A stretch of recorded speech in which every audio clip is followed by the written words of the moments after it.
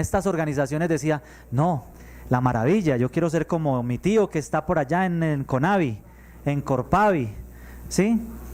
O dígame también, por ejemplo, para el caso de las entidades públicas que aparecen aquí, por ejemplo, Ferrocarriles Nacionales. Uno tenía por allá un familiar, uy, en Ferrocarriles Nacionales ya tiene pensión, el tipo se va a pensionar. Yo quiero ser como ese tío o ese primo que está por allá cuando sea grande. La gente que estaba trabajando en esas entidades pensaba, no, pues tengo mi futuro asegurado. Quienes estaban dirigiendo estas entidades decían, aquí no pasa nada, aquí nunca ha pasado nada. Pues nunca va a pasar nada. ¿Cómo por qué va a pasar algo? Casos aquí bien interesantes, miren. El DAS.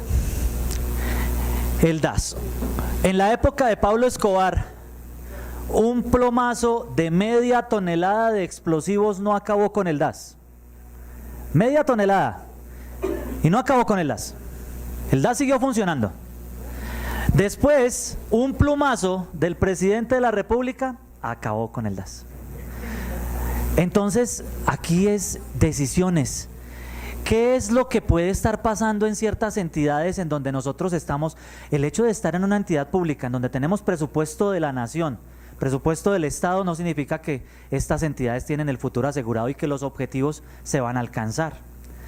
Aquí estamos analizando precisamente todo ese tipo de situaciones que pueden obstaculizar el logro de los objetivos de las organizaciones, y estamos hablando de los riesgos, por supuesto, de los riesgos. Aquí hay otros casos bien interesantes que analizar. Por ejemplo, acá en Colombia que tenemos, oiga, perdón por esto que voy a decir, pero es que es una realidad que no se va a poder tapar con un dedo. Un fiscal anticorrupción detenido ¿cierto? Increíble, en el país del Sagrado Corazón. Pero bueno, ahora, aquí hay otros casos que es necesario analizar. Por ejemplo, acuérdense con la batalla de los dos monstruos en Colombia, hablo del sector privado, Ardila Lula y Santo Domingo. Hubo un momento, no se sabe quién golpeó primero, ¿no? No se sabe quién golpeó primero, pero la verdad, yo sé a quién le fue mejor. A Leona le fue mejor que a las refrescos Link. Hasta hace poquito me acordaba que se llamaban Link. No le fue tan bien a Santo Domingo con los refrescos como sí le fue a Ardila Lule con la cerveza Leona. Entonces, ¿qué tuvo que hacer Bavaria en su momento? Nada, después comprar Leona, la cervecería Leona. Y después otro más grande se devoró a Bavaria, SAP-Miller. Otro caso aquí interesante, ya empezando a entrar en el tema. A ver, la gestión del riesgo necesita, o más bien trae consigo, una serie de aspectos que son necesarios estar estudiando y monitoreando, y es el entorno externo e interno de las entidades, de las organizaciones. Ese entorno externo e interno, estamos hablando de los factores internos y externos. Y ese entorno que necesitamos estar monitoreando es el que a veces resulta acabando con las organizaciones, pasando a mejor vida las organizaciones. ¿Por qué? Porque nosotros estamos pensando en que como nunca ha pasado nada, nunca va a pasar nada. Y este entorno externo e interno trae algo que las nuevas metodologías de gestión del riesgo denominan riesgos emergentes. Ojo con esto que estoy mencionando acá. Riesgos emergentes. Miren, el término riesgos emergentes, ustedes no lo van a encontrar en la guía de riesgos 2018 para entidades públicas. Pero aquí aprovecho el escenario para decirles, en la metodología de gestión de riesgo a nivel internacional que establece COSO-RM 2017, estoy hablando de uno de los modelos de control por excelencia en el mundo, COSO, y su último modelo expedido, que es COSO-RM, por sus siglas en inglés, Enterprise Risk Management, gestión del riesgo empresarial, sin extranjerismos, ¿ok? Nos trae una serie de términos y de análisis nuevos para poder estar al tanto de los cambios que pueden hacer desaparecer organizaciones completas, que se creían muy sólidas. Ese tema de los riesgos emergentes, ¿qué es? Simplemente para definirlo, son aquellos riesgos que surgen como resultado de cambios en el entorno. Riesgos que surgen como resultado de cambios en el entorno interno o externo y que no se tenían contemplados en el inventario de riesgos de la organización o de la entidad. Y esos riesgos, esos factores externos e internos, yo tengo una herramienta dentro de la gestión de riesgos que sí está en la guía de riesgos 2018 y se llama el análisis del contexto externo e interno o del contexto estratégico. Pero a veces lo pasamos muy rápidamente. Entonces, ¿qué pasa con esto? Miren, aquí hay dos casos bien interesantes de hablar y son el caso Blockbuster y el caso Kodak. En el caso Blockbuster,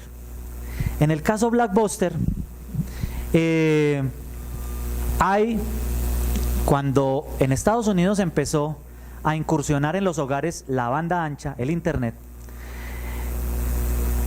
ya existía desde luego desde mucho tiempo atrás Blockbuster. En Colombia tuvimos Blockbuster, Betatonio y todas estas marcas, y pues varios de nosotros pagamos multas por entregar tarde una película. Yo pagué multas, ¿cierto? Muchos pagamos multas por entregar tarde una película de Blockbuster y Betatonio.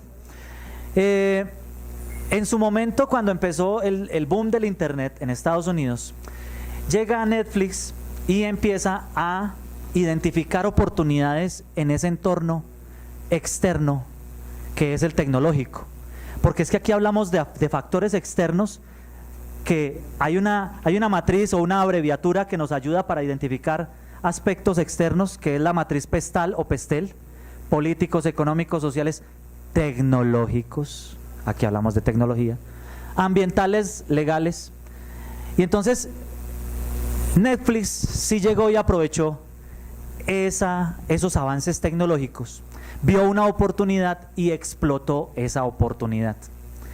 Y entonces aquí estamos diciendo, hey, Netflix un día llegó y le dijo, golpeó en la puerta de Blockbuster: buenas, soy Netflix, señores Blockbuster, me quiero afiliar con ustedes, me quiero asociar con ustedes. Blockbuster le dijo, ¿qué? Mire, yo soy así de grande, ustedes son así de pequeños, olvídese, deje así, échele café. Conmigo no. Ah, bueno, desaprovechó esa oportunidad. ¿Qué hizo Netflix en su momento? Alquilaba las películas por correo electrónico. Por correo electrónico, algo que rompía paradigmas, rompía esquemas. Adquirió toda una flota de aviones para entregar películas entre 24 y 48 horas. Sabemos Estados Unidos cuán grande es. Y cumplía y no cobraba por entregar tarde una película. Y después empezó a asociarse con los estudios de grabación de Hollywood. Y hoy día, miren el monstruo que es, que se tragó, entre otros por los avances tecnológicos y también en Colombia por la piratería y muchos otros factores, acabaron con las tiendas de video, ¿no? Entonces, no veían venir los avances tecnológicos. Eso es no estar pendiente del entorno. Y es una parte que necesitamos estar pendiente también en el sector público. Ahora, casos como Kodak, y es otra de las cosas que trae COSO RM 2017, y es no solamente yo necesito estar pendiente de esos eventos negativos que me obstaculizarán el logro de los objetivos. Estoy hablando del riesgo, la definición normal de riesgo. Eventos que me impactan en el logro de los objetivos. Ok, para bien o para mal. Y entonces, ¿qué pasó? Bueno, normalmente nosotros ¿qué hacemos? Identificamos esos eventos negativos que no me permiten lograr los objetivos. O sea, eso es lo normal que hacemos en las empresas, en las entidades. Y lo hago normalmente en los procesos. O sea, aquí mal que bien las entidades del orden nacional tenemos identificado un mapa de riesgos por procesos. Mal que bien. Ok. Ahora mi pregunta es, más mal que bien. Ok, escucho aquí. ¿Sí? Ok, ahora, La pregunta, otra de las preguntas que hago y que la respuesta debería ser un rotundo sí, pero que normalmente no es, ¿tengo un mapa de riesgos estratégico en mi entidad? Y entonces no hay un rotundo sí. ¿Sí? Entonces, ¿por qué?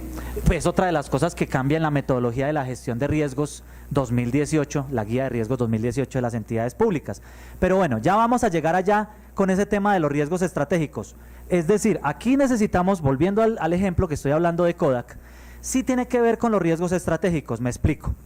Normalmente nosotros identificamos los riesgos que afectan el objetivo de los procesos y las actividades críticas o factores críticos de éxito de esos objetivos. O sea, yo cumplo con los objetivos a través de actividades críticas o factores críticos de éxito. Cualquier tipo de objetivos, sea objetivos estratégicos o de procesos, yo los cumplo a través de factores críticos de éxito, actividades críticas. ¿Por qué se denominan críticas? Porque si algo le sucede a esa actividad, el objetivo no se logra. ¿De acuerdo? Entonces, las actividades críticas desde que nacen hasta que mueren, tienen una mala compañía que se dedica a dañarle el caminado. Y sabemos el nombre y el apellido de esa mala compañía. Se llama riesgo y se apellida inherente. ¿Sí? Es la actividad que nace y muere con cada actividad. Es el riesgo que nace y muere con la actividad. El riesgo inherente. Entonces, ¿qué pasa acá? Estamos hablando de, para seguir con el ejemplo del caso Kodak. Resulta que decimos nosotros, yo siempre identifico aquellos eventos negativos que me interrumpen el logro del objetivo. Pero la nueva metodología de riesgos, hablo de la internacional, no de la guía de riesgos de las entidades públicas 2018, me dice, ¿y usted está analizando qué puede suceder con ese objetivo estratégico que se está planteando y al cual le va a desarrollar todo su trabajo, al cual le va a focalizar sus esfuerzos? ¿Está pensando qué implicaciones trae consigo? Entonces aquí empieza a rompernos también la mente. ¿Cómo así? Pues yo todo el tiempo trabajo es para lograr los objetivos. Entonces, ¿como por qué me voy a preocupar por lo que puede pasar a futuro, sabiendo que yo estoy trabajando para ese objetivo? Si logro ese objetivo, ¿de qué me preocupo? Aquí les voy a decir por qué sí es necesario frente a lo que traen los nuevos modelos internacionales. Para luego decir, ok, en el caso colombiano, entidades públicas, ¿qué sí logró influenciar? ¿Qué sí logró permear de estos modelos internacionales y qué no logró permear de estos modelos internacionales? El Departamento de Desarrollo e Innovación de Kodak fue el que desarrolló las cámaras digitales. Kodak tenía dentro de sus proyectos, una de sus estrategias fue el desarrollo de las cámaras digitales. Esa estrategia fue tan exitosa que acabó con Kodak. Porque ellos fueron quienes inventaron las cámaras digitales. Pero si ellos hubieran aprovechado su ventaja competitiva, hoy tendríamos celulares Kodak. Y no, hasta ahora están pensando en sacar celulares Kodak, como tardecito. Entonces, aquí estamos diciendo, hey, ¿qué puede pasar si yo me voy por esta estrategia o por otra? Listo. Eso para tenerlo simplemente como, oiga, son cosas que nos están rompiendo esquemas. Pensemos en la inteligencia artificial, cosas que vienen, cosas... Afortunadamente Colombia es lento para los avances internacionales. Digo afortunadamente por un lado, ¿no? ¿Por qué? Porque entonces aquí nos vamos a demorar un poquito más en que llegue la inteligencia artificial a reemplazarnos a muchos de nosotros en las labores. Y es un riesgo, bastante, y es un factor externo. Bien, entonces,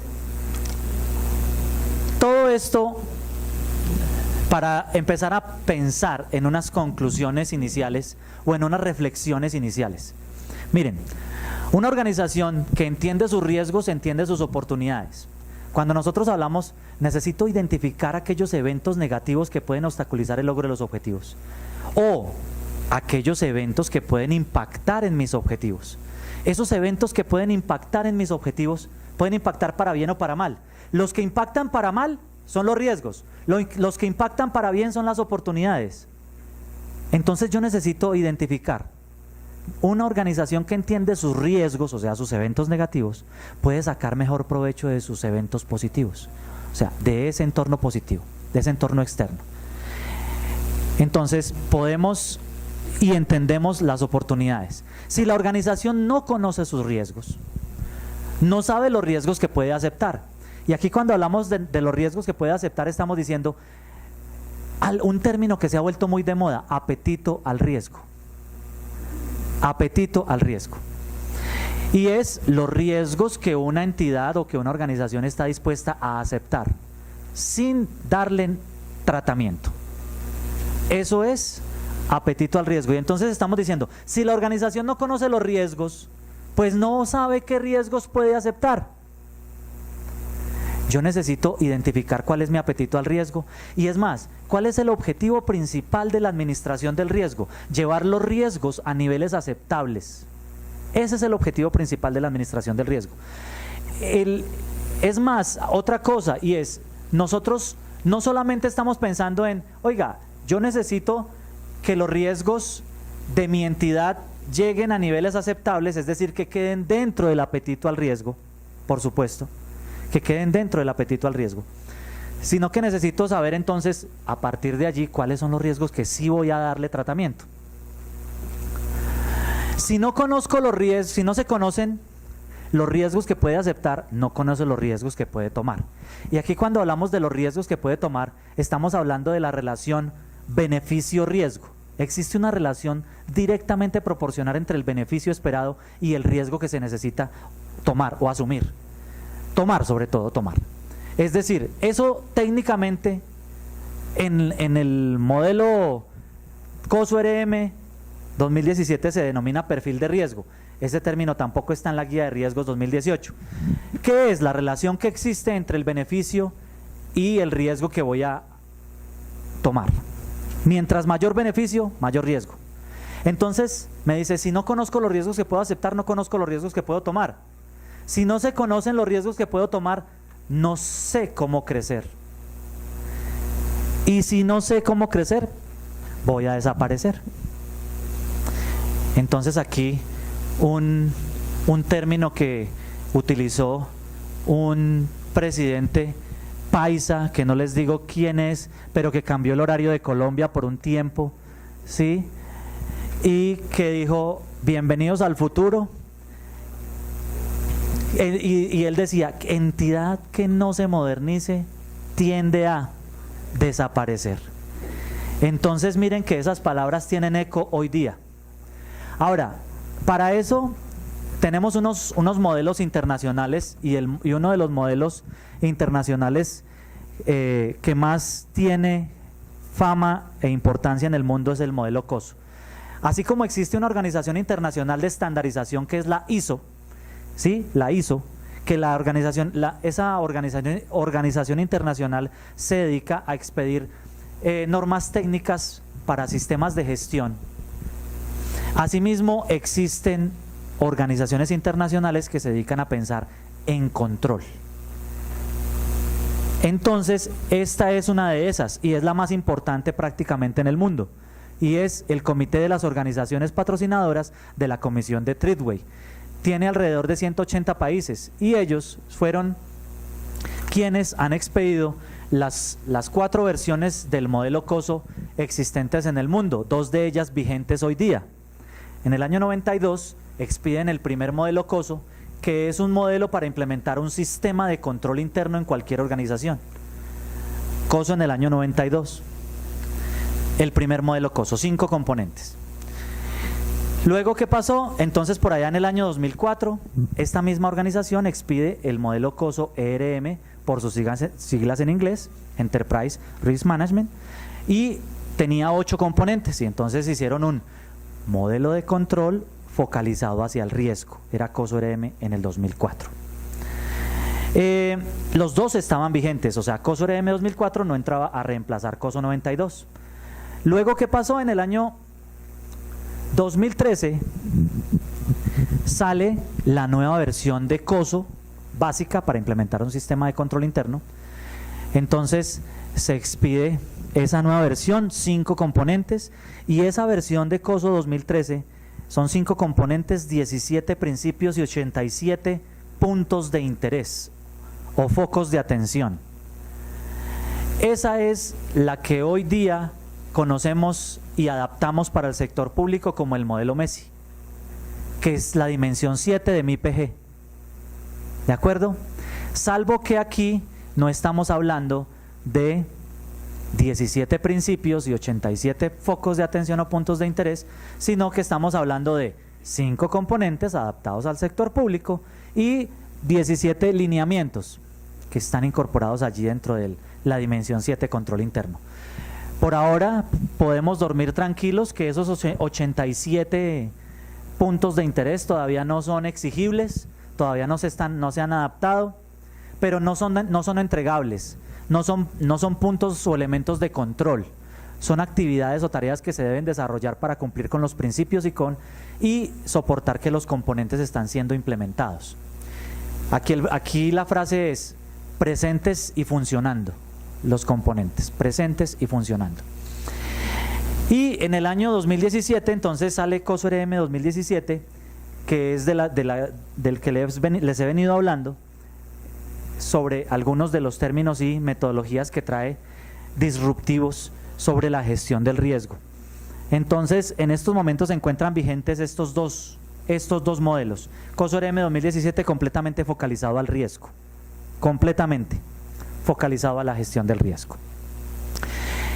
Entonces, ahora miremos en Colombia. Ya sabemos nosotros, yo creo que todos los aquí presentes han estado en alguna charla, yo le doy un término a veces, en alguna aburrida charla de mi PG hemos estado alguna vez. ¿Sí? Alguna vez hemos estado en alguna aburrida charla de mi PG. Entonces, ya sabemos este historial. En el año 91, la Constitución Política, ¿cierto? Artículos 209 y 269 de la Constitución. Afortunadamente, estos artículos con su ley marco fue la que no permitieron que se integrara o se fusionara ese sistema de gestión con el sistema de control interno, sino que se dejaran aparte hoy día con base en la nueva regulación. La ley marco del control interno en el año 93, que continúa vigente, la ley 489 con el sistema de desarrollo administrativo y el sistema nacional de control interno, que sigue vigente la mayor parte de esa ley 489. En el 2003, el sistema de gestión de calidad con la ley 872. Se tiene que pronunciar el legislador en Colombia para que en las entidades públicas se hable de calidad, para que en las entidades públicas se hable de cliente, se hable de usuario. Por mucho tiempo en Colombia fue un tabú pensar en un cliente o hablar de un cliente. Por mucho tiempo en Colombia pensar que un usuario podía definir u opinar sobre las características que quería de sus productos o servicios. Y fue necesario que se pronunciara el legislador para que las entidades públicas en Colombia empezaran a pensar en calidad, en satisfacer los requisitos y necesidades de esos usuarios y clientes. Y entonces teníamos la ley 872 y sus decretos reglamentarios. En ese momento la ley 872 nos decía, implementense sistemas de gestión, no obligaba a certificarse, era opcional certificarse, ¿de acuerdo? Algunas entidades se la jugaron por la certificación.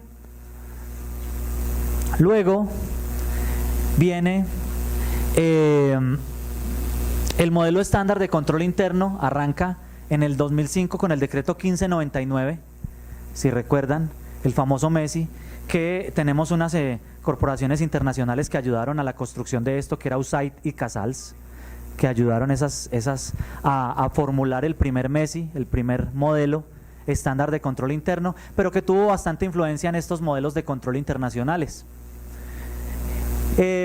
Luego viene, entonces en 2005 teníamos un esquema en el modelo Messi, teníamos el famoso 3929, 3 subsistemas, 9 componentes, 29 elementos de control, y ya al menos no sabíamos eso, al menos.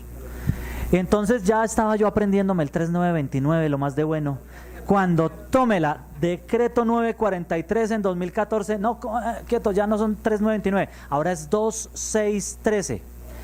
2 módulos, 6 componentes, 3 elementos y un eje transversal, ¿recuerdan? Y era el famoso MESI 2014.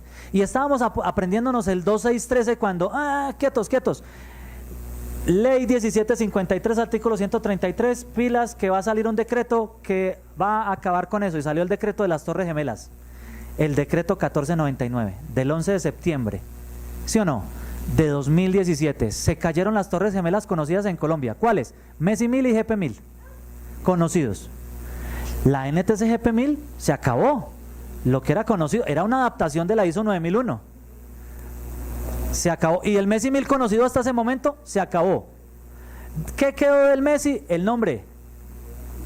Más retornó a sus orígenes, que es el modelo COSO. No, la verdad es que sobreviven muchas cosas más porque tenemos unos componentes allí y vamos a ver algunos principios que, si nosotros analizamos esos 17 principios que son para el sector público en Colombia, se adaptaron como lineamientos, nos vamos a dar cuenta que la mayoría de esos 17 ya están funcionando en las entidades públicas en Colombia. Luego viene el decreto único, en 2012 la primera versión del modelo integrado de planeación y gestión. Esa primera versión de ese modelo trató de recoger al máximo la gestión de las organizaciones. Con este decreto, repito, 2482, ya derogado con la nueva versión del modelo integrado de planeación y gestión. El decreto único reglamentario 1083 de 2015 recoge cualquier cantidad de regulación que existía para el sector público, lo trata de recoger en un único gran decreto, entre otros aspectos, uno que recoge el artículo 5 del decreto 1537 del 2001, que dice que los documentos técnicos en materia de control interno que emite el Departamento Administrativo de la Función Pública deberán ser implementados al interior de las entidades del Estado. O sea, no es su mercecita si quiere, no es podrán, no es deberían, sino deberán. ¿De acuerdo? Bien. Y esos, a partir de este decreto, entonces viene una forma tan diferente de enumerar los artículos. 2.2.23.4.2, una cosa terrible cómo se enumeran los artículos. No se aprende uno los artículos de memoria, difícil, a partir de este decreto. Plan Nacional de Desarrollo, entonces el artículo 1753, en su artículo 133 sabemos todos la historia. Tenemos una integración del sistema de desarrollo administrativo con el sistema de gestión de calidad, y a partir de eso entonces nos dicen a nosotros que se crea un gran sistema de gestión para el sector público y que se articula con la ley 87, con el sistema de control interno. Y esto le dio vida a través del decreto 1499, que mucha gente se preguntó en su momento, ¿cómo así que un decreto tumbando una ley? Pero era porque el decreto estaba regulando una ley. Bien, entonces este es el modelo COSO, y aquí están los componentes que están también en el MESI dimensión 7 MIPG. Para el sector público se denomina ambiente de control, ¿de acuerdo? Y en el primer componente y el último componente, actividades de monitoreo en lugar de supervisión, pero la esencia es la misma. Aquí están los 17 principios que estoy mencionando y los 87 focos de atención o puntos de interés. Esos principios, mírenlos acá por favor a la derecha, en las pantallas. Y si ustedes analizan que esos principios que son, repito, para el sector público unos lineamientos, la inmensa mayoría ya se están implementando. ¿Y cuáles de ellos están relacionados del MESI? Porque esto es MESI. ¿Cuáles de ellos están relacionados directamente con la gestión del riesgo? Componente de evaluación de riesgos, componente de actividades de control. Básicamente, aunque por supuesto que los demás tienen relación pero indirecta, pero esos directamente relacionados con la gestión del riesgo. Ok. Esto es un esquema de lo que yo les he venido explicando sobre COSO RM 2017, algunos cambios que trajo o que trae la gestión del riesgo a nivel internacional, algunas cosas que trae, por ejemplo, es esa verificación que también coincide con la dimensión 2 de MIPG, direccionamiento estratégico y planeación, en donde se pide revisar que la misión y visión sí estén obedeciendo a la actualidad, a la dinámica y a la complejidad y a la regulación actual de la entidad, verificar que la estrategia esté alineada con esa misión, visión y valores, y que los objetivos de los procesos estén alineados con la estrategia de las organizaciones. Cosas para mencionar allí. Ahora, frente a los antecedentes entonces de lo que es el sistema de control interno en Colombia, tenemos COSO del año 92 y ahora del año 2013 como influenciadores de lo que es hoy día el sistema de control interno en la dimensión 7 MIPG. El modelo COCO canadiense, el modelo inglés Cadbury, todos esos son modelos de control, y la norma neozelandesa o australiana 4360. Y por supuesto la ley 87 del 93. Entonces, todo eso lo tenemos en la dimensión 7, control interno. Esa dimensión 7, control interno, está dispersa, es transversal, está presente en todas las demás dimensiones de MIPG. O sea, la dimensión 7 es una dimensión que lo estamos desarrollando a lo largo y ancho de las otras 6 dimensiones a través de los controles internos. Entonces ya sabemos que teníamos un sistema de gestión de calidad, uno de desarrollo administrativo, se creó un gran sistema de gestión. Aquí está mal porque no son 10 sino 11 entidades, 11 entidades, porque ahora está mi injusticia. Y tenemos entonces el articulador del sistema de control interno con el sistema de gestión, pues es el modelo integrado de planeación y gestión. Bien. Entonces, dentro del modelo integrado de planeación y gestión, ya sabemos, parte la política de gestión de riesgo del direccionamiento estratégico y planeación. La política de administración del riesgo debe salir de esa dimensión, de la dimensión 2. Y se desarrolla a partir de todas las demás dimensiones tienen participación. ¿Por qué? Porque yo necesito en cada una de las dimensiones identificar cuáles son los riesgos, cuáles son los controles, qué es la gestión que necesito adelantar y por supuesto colocar unos controles que mitiguen los riesgos que me impidan el logro de esa gestión. Entonces tengo del direccionamiento estratégico la política de administración del riesgo, establecido por la línea estratégica de defensa. Acordémonos que para el sector público el modelo integrado de planeación y gestión también trajo algo que se denomina las líneas de defensa dentro de la dimensión 7, control interno. Y esas líneas de defensa pues son una adaptación del modelo internacional de las líneas de defensa. Listo.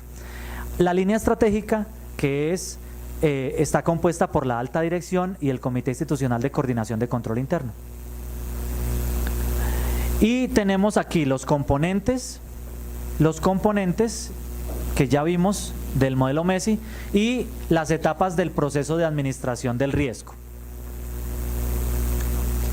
Entonces, frente al tema de las líneas de defensa, simplemente recordar, porque este es el modelo internacional y después viene acá cómo quedó para el sector público en Colombia. Entonces, simplemente acá recordar el tema de las líneas de defensa. ¿Por qué? Porque es que miren, una cosa es que yo tenga una metodología de gestión de riesgos, que efectivamente la debo tener, y otra cosa es que existen muchas otras herramientas para lograr gestionar el riesgo a lo largo y ancho de las entidades. Y esas herramientas para gestionar el riesgo, una de ellas es el modelo de las líneas de defensa. Entonces acá explicar que este modelo de las líneas de defensa, que está en la dimensión 7, control interno, me están explicando o me están distribuyendo quiénes son y en qué niveles de la entidad se gestionan los riesgos y a través del control interno. O sea, ¿cómo gestiono el riesgo a través del control interno? Entonces, arrancamos voy a explicar acá cómo funciona esto en el modelo internacional rápidamente para luego cómo funciona en el sector público en Colombia. Tenemos primero un gobierno corporativo y ese gobierno corporativo está en cabeza, por supuesto, de algo que a nivel internacional se llama Consejo de Administración. En Colombia lo conocemos como Junta Directiva. Junta Directiva. Y de esa Junta Directiva o Consejo de Administración se desprende algo conocido como el Comité de Auditoría. Son unos integrantes de esa Junta Directiva. Ellos son dueños de las organizaciones. Ellos colocan su capital. Ellos son los que dan los lineamientos a nivel macro para el funcionamiento del control interno y de la gestión del riesgo y de la auditoría. O sea, dan las líneas macro de la organización y ellos supervisan desde lo alto que eso funcione. Entonces ellos necesitan primero nombrar a esa persona que va a administrar los destinos de esa organización. Es el presidente de la compañía o el gerente general, pero a la vez necesitan nombrar a quien se va a asegurar que ese señor de esa alta dirección sí esté de verdad trabajando por los intereses de esos señores del gobierno corporativo. Entonces nombra al director de auditoría. El director de auditoría es nombrado por la junta directiva a través del comité de auditoría. 2. Esa junta directiva a través del comité de auditoría le define su nivel salarial, le define su permanencia en el cargo, le realiza la evaluación del desempeño, le define su presupuesto, su nivel jerárquico dentro de la organización. Entonces ese comité de auditoría y esa junta directiva le están dando el máximo y el pleno respaldo a auditoría interna para que incluso venga y evalúe la gestión de la alta dirección. Luego acá, eso significa que acá por supuesto que se tienen los dientes para evaluar incluso la gestión de la alta dirección, lo que difícilmente se logra en el sector público. Porque en muchas entidades, pues, en algunas entidades, ¿quién nombra al jefe de control interno? Bueno, para las del orden nacional, el presidente de la República. Pero algunas entidades son nombradas por el mismo representante legal. Por ejemplo, hablo del jefe de control interno de una alcaldía o de una gobernación. Es nombrado por el gobernador o por el alcalde. Bien. Luego entonces tenemos los famosos controles del día a día, que son los controles de primera línea de defensa y los controles de segunda línea de defensa, que se ha venido explicando a través del modelo integrado y diferentes charlas. Se ha venido explicando que aquí se están buscando en esta segunda línea de defensa que hayan unas instancias que se encarguen de verificar, ¿sí? De supervisar que aquí estos controles de primera línea sí estén presentes y funcionando, ¿sí? De verificar ciertos aspectos que no es necesario esperar hasta que llegue auditoría interna para revisarlos y encontrarlos. Eso lo dice, está explicado, digamos, con mayor detalle, por supuesto, en la dimensión 7 del manual operativo de MIPG, para poder avanzar frente a la metodología de riesgos. Entonces, aquí lo que se persigue, repito, aquí están las medidas de control interno que van a mitigar los riesgos a lo largo y ancho de la entidad. Acá unos controles de segunda instancia o de segundo nivel que se van a encargar de verificar que los controles de primer nivel funcionen, ¿sí? Y una tercera línea de defensa que tiene que venir a verificar que esta gente sí está ejerciendo los controles de segunda línea y verificar también los controles de primera línea de defensa en la entidad. Eso requiere de una charla mucho más larga para poder entender este concepto mucho mejor. Por aquí viene la revisoría fiscal, que es la famosa auditoría externa, y acá los organismos de control, que son en este caso Contraloría, las asustadurías que llamamos nosotros, ¿sí? Organismos de control. En Colombia, entonces, para el sector público dejamos la línea estratégica, ¿sí? que es a cargo de la alta dirección del Comité Institucional de Coordinación de Control Interno, una primera línea de defensa que ejerce los controles del día a día, una segunda línea de defensa que se encarga de realizar unas labores de supervisión, de autoevaluación, una tercera línea de defensa que es evaluación independiente, una línea estratégica que se encarga de los otros principios de autorregulación y autogestión. Ahora, ¿cómo se comprenden algunos riesgos y el funcionamiento de un sistema de control interno en una organización, en una entidad? Miren,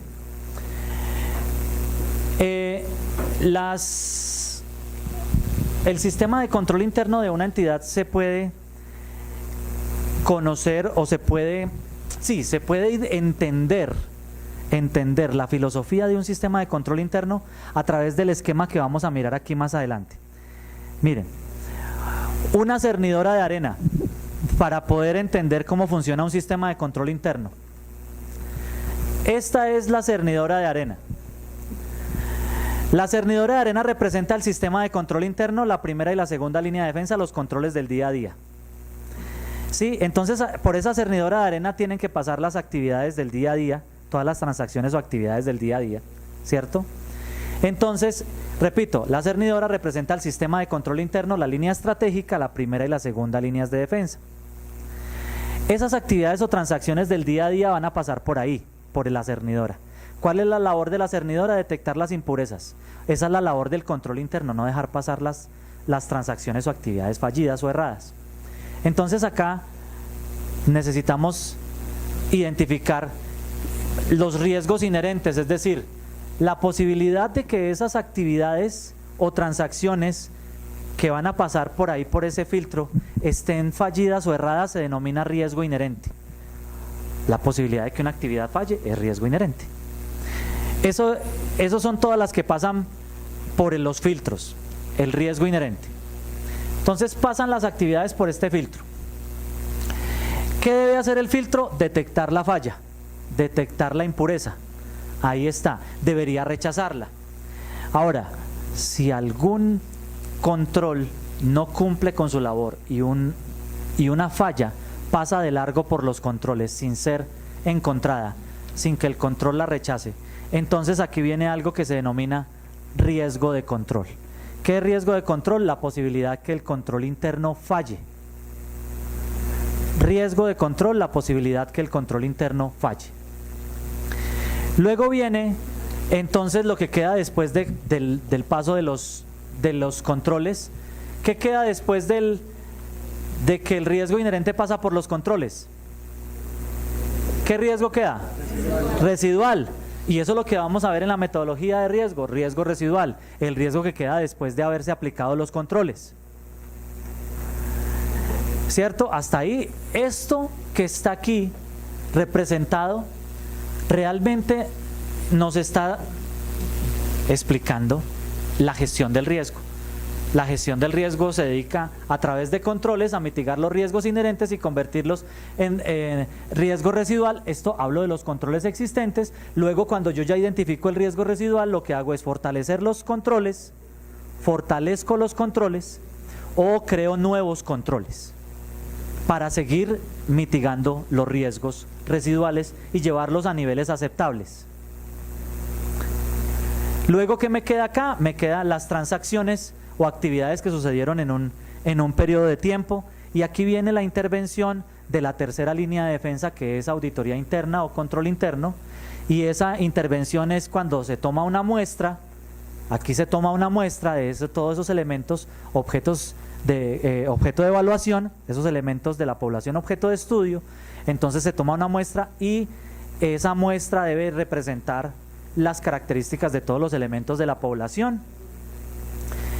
Sin embargo, existe la posibilidad que se detecten o no se detecten en esa muestra por parte de la tercera línea de defensa, se detecten esas fallas. Esa posibilidad de que, bueno, y otra cosa, aquí antes de eso, y es que esta muestra debe representar las características de los elementos de la población objeto de estudio.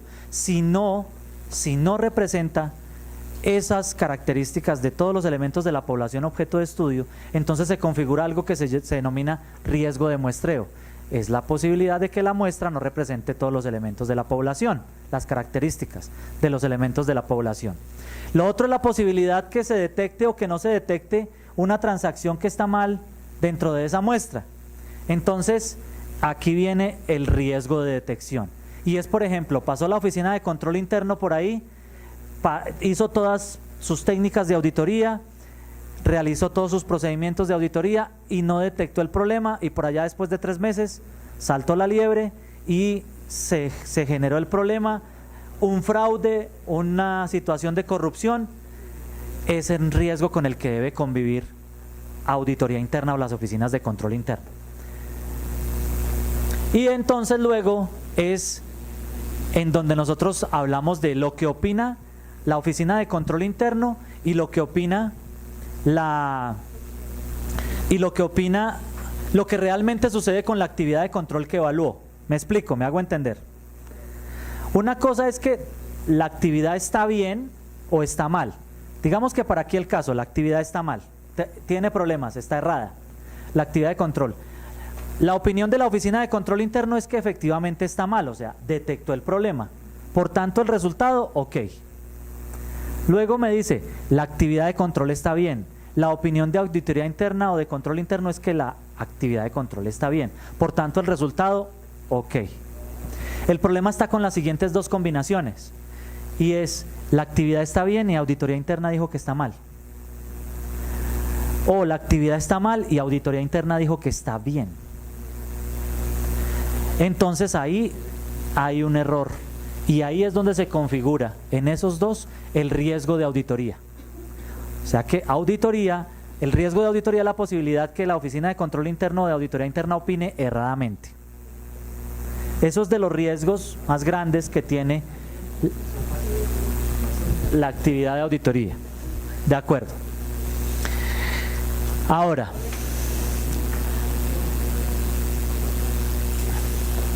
vamos a la política entonces institucional de la administración del riesgo.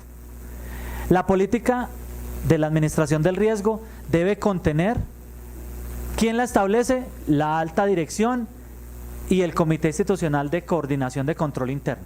Es el que la aprueba. ¿Qué debe contener esa política de administración del riesgo?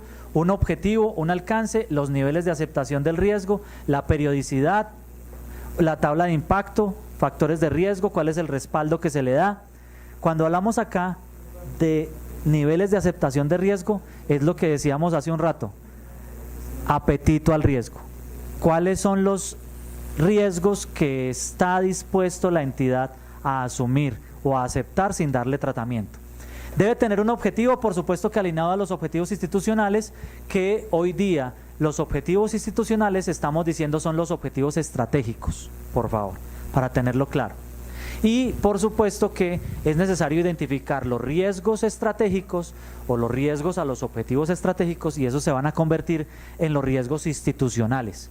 Acuérdense que antes de esta guía de riesgos 2018, los riesgos institucionales eran los riesgos de los procesos que estaban en mayor nivel. Ahora ya no. Ahora los riesgos institucionales van a ser los riesgos identificados a los objetivos estratégicos.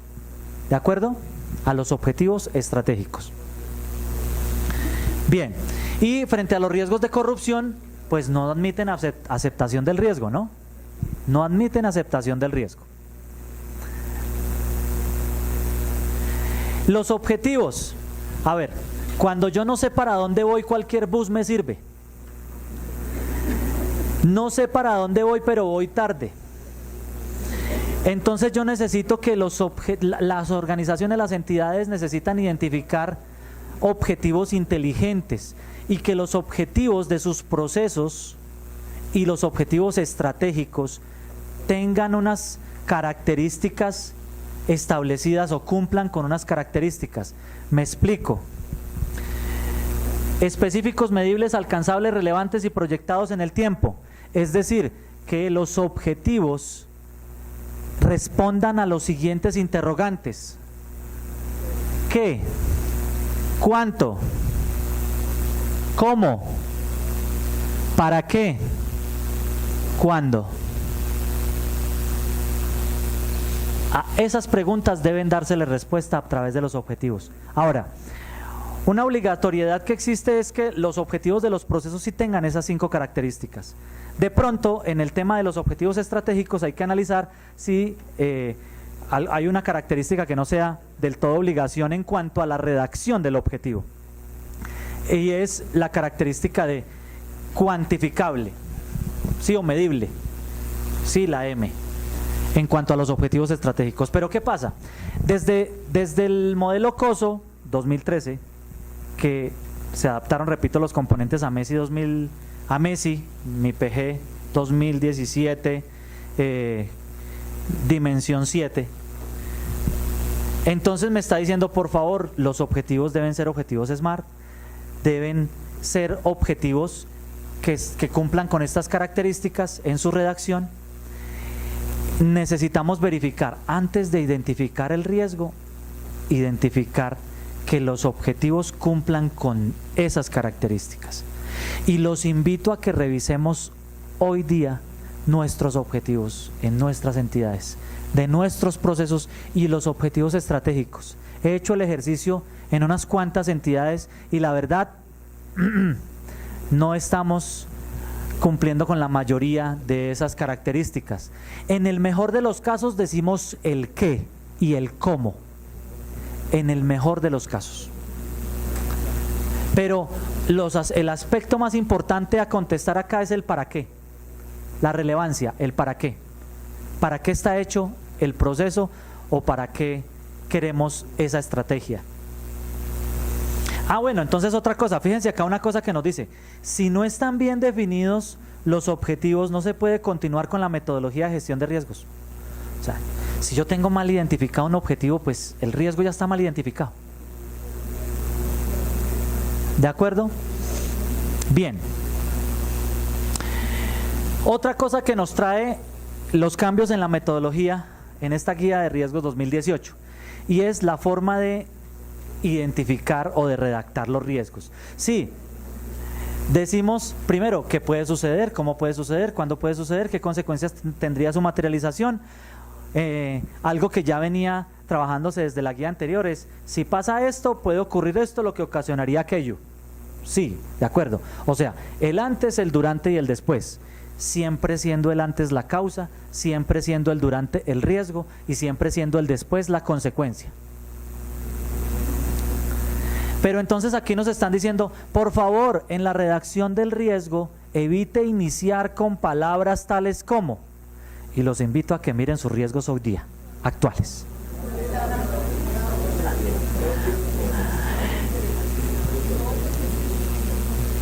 Entonces, no, que no, falta de, poco, poca, escaso, escasa, insuficiente, deficiente, debilidades en... O sea, normalmente arrancamos por ahí. Realmente lo que esto nos está diciendo son causas, no riesgos. ¿De acuerdo? Entonces acá lo que necesitamos es identificar el para qué. Miren, les doy una clave para identificar adecuadamente un riesgo en las entidades, en sus procesos y en su estrategia. La clave es, ubiquen el para qué del objetivo. O sea, verifique que esté cumpliendo con el qué, el cómo y el para qué, al menos con esos 3 de los 5. ¿Qué, cómo y para qué? Siendo más importante el para qué. Pensemos, por ejemplo, aquí un ejemplo que siempre utilizo, pero es que me sirve bastante. El proceso de cartera. El proceso de cartera. Pensemos qué, cómo y para qué el proceso de cartera. Hablo pasito por respeto al sueño de algunos, porque hay que respetar el sueño de los demás. ¿Listo? Respetemos el sueño de los demás, por favor. Todos hagamos silencio para que las personas puedan dormir tranquilas. Miren. Sí, no, es que yo los hice dormir. Es que yo vendo grabaciones de estas charlas como terapia contra el insomnio. Entonces, miren, pensemos en el proceso de cartera, por favor. El proceso de cartera, analicemos qué, cómo y para qué. A ver, los escucho. ¿Para qué? ¿Cuál es el objetivo del proceso de cartera? Recuperar, eso siempre, la palabra recuperar está a la orden del día, recuperar. ¿Ese es el qué? ¿Ese es el qué? Y bueno, recuperar. ¿En serio? O sea, así monosílabos.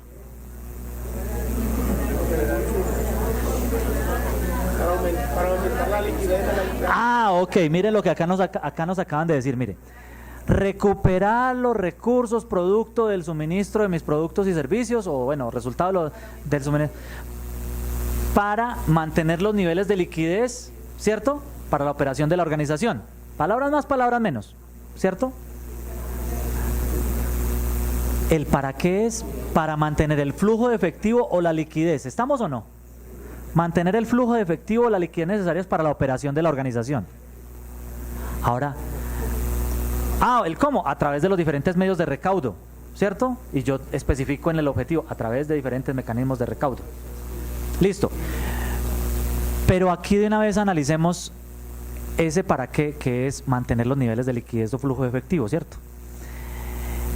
¿Qué es lo peor que le puede ocurrir a la organización que venga producto de esa responsabilidad que tiene el proceso de cartera? Y liquidez o bajos flujos de efectivo. ¿Me hago entender?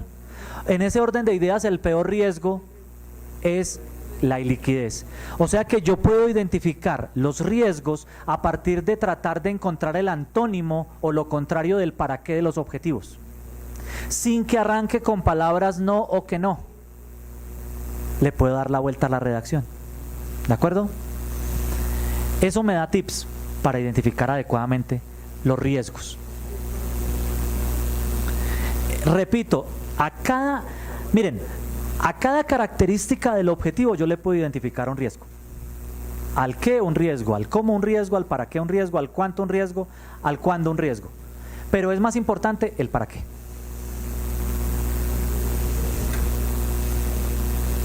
Bien, aquí algo que les estaba hablando yo con la primera diapositiva de los patrocinadores de esta charla, ¿recuerdan? Y es, ¿qué es lo que yo necesito identificar o monitorear permanentemente en mi organización, en mi entidad? Necesito monitorear los factores externos y los factores internos que pueden estar cambiando a partir de cambios en el entorno interno o externo.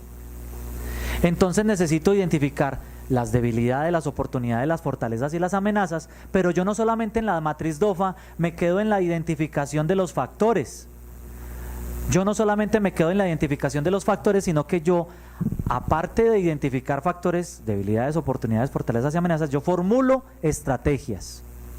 Y cuando yo utilizo la segunda parte de la matriz DOFA, que es la formulación de estrategias, a partir del cruce de las variables, entonces yo me estoy adelantando a las acciones preventivas que voy a utilizar por allá en el plan de manejo de riesgos, más adelante, porque estoy atacando las causas. Me hago entender, me explico.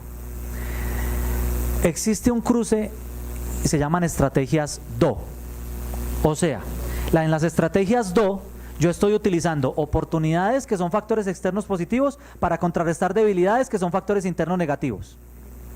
Y esas estrategias 2 se denominan técnicamente estrategias de supervivencia. Lo propio sucede con la otra combinación, FA, las estrategias FA. Estoy tomando fortalezas que son aspectos internos positivos para contrarrestar amenazas que son aspectos externos negativos. También se denominan estrategias de supervivencia. ¿Sí? En esas dos estrategias, las DO y las FA, que son de supervivencia, repito, estoy atacando las causas. ¿Por qué? Porque ¿dónde están las causas en la DOFA? ¿En dónde? En las debilidades y en las amenazas. En las estrategias DO estoy contrarrestando las debilidades, en las estrategias FA estoy contrarrestando las amenazas. Ahí estoy atacando causas. Y los planes de manejo de riesgos se tratan al final de formular acciones que eliminen las causas que me pueden generar los riesgos. Ahí estoy. Entonces ya tengo adelantado trabajo desde la matriz DOFA. Y les decía yo a ustedes, la PESTEL o PESTAL, ¿para qué? Para identificar factores internos o externos, políticos, económicos, sociales, tecnológicos, ecológicos o ambientales, y los famosos legales, para identificar factores externos. Luego, otra de las cosas que se trajo para mejorar el análisis de causas dentro del proceso o metodología de riesgos, y es una matriz, uno del análisis y la priorización de las causas. Y esto es una matriz de priorización. ¿Qué es? Sencillamente, si yo tengo un equipo de trabajo de 3, 4, 5, 10 personas, pues entonces cada uno, se supone que cada persona que está en un equipo de trabajo debe tener conocimiento del proceso o de la entidad. Entonces cada uno de ellos debe votar o calificar individualmente y en privado cada una de las causas. Ahora, antes de seguir con la explicación de esto, ¿de dónde provienen estas causas? Estas causas.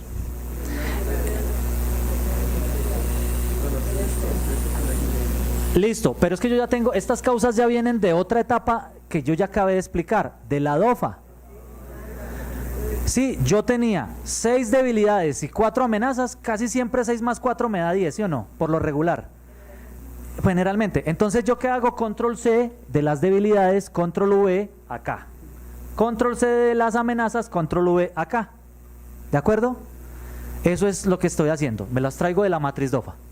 Y acá tengo 10 causas, y entonces, ¿qué tiene que hacer cada uno de los participantes?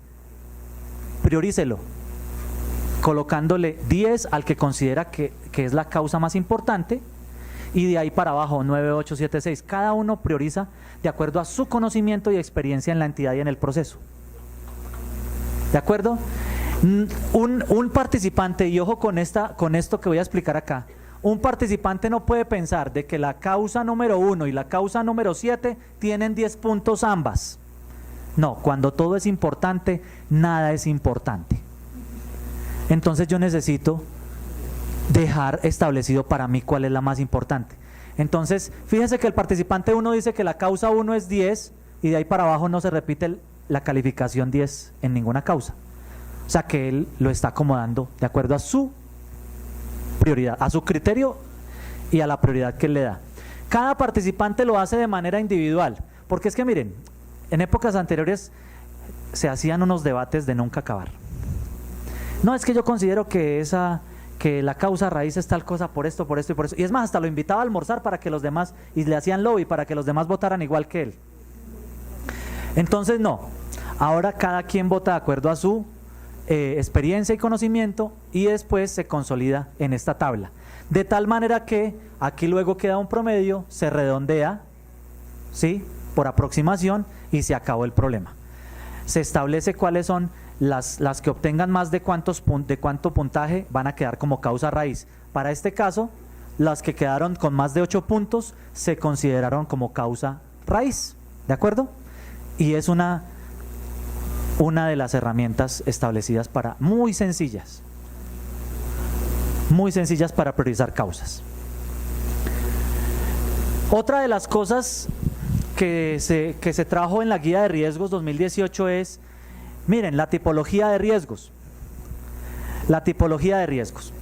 Una de las cosas es que se aclaró en esta guía es que, miren, de acuerdo a la dinámica y complejidad de cada entidad son sus tipos de riesgos. En ese orden de ideas, pues nada, no existe una fórmula única de tipología de riesgos que deba tener cada entidad. Depende de su complejidad. Ahora, yo necesito, por ejemplo, saber en qué consiste algunos de estos. De acuerdo, riesgos estratégicos, los riesgos que afectan los objetivos estratégicos de la entidad. Riesgos gerenciales, los riesgos que afectan los procesos gerenciales de la entidad. Estoy hablando del mapa de procesos, los procesos gerenciales o estratégicos. Riesgos operativos, los riesgos que afectan los procesos misionales. Riesgo financiero, blanco es gallina, lo pone. Riesgo tecnológico, igual. Riesgos de cumplimiento, cumplo y miento, ¿sí o no? Riesgos de cumplimiento son los riesgos que surgen como resultado de no cumplir, valga la redundancia. ¿Qué cosa? La regulación externa, la autorregulación y las obligaciones contractuales. ¿De acuerdo? Esos son los riesgos de cumplimiento. Riesgos de imagen o reputacional, que son los que suelen afectar mayormente a las entidades, ¿no? Que hay que estarlos monitoreando. Y los riesgos de corrupción, que sabemos nosotros que dentro de la identificación de los riesgos de corrupción, para quienes de pronto esto no lo tengan claro, son las 4 características para que sea riesgo de corrupción: acción o omisión, uso del poder, ¿sí?, desviación de lo público en beneficio particular. Esos son las 4 requisitos o características que se deben cumplir para que sea un riesgo de corrupción: uso del poder, acción o omisión, uso del poder, desviación de lo público en beneficio particular. Bien, y entonces, dependiendo del tipo de entidad, dependiendo del tipo de complejidad dinámica de la entidad, pues yo tengo otras tipologías de riesgo: riesgo crediticio, riesgo ambiental, de mercado, de liquidez, de seguridad digital, alimentaria, bueno, una cantidad de riesgos dependiendo de en qué entidad me muevo.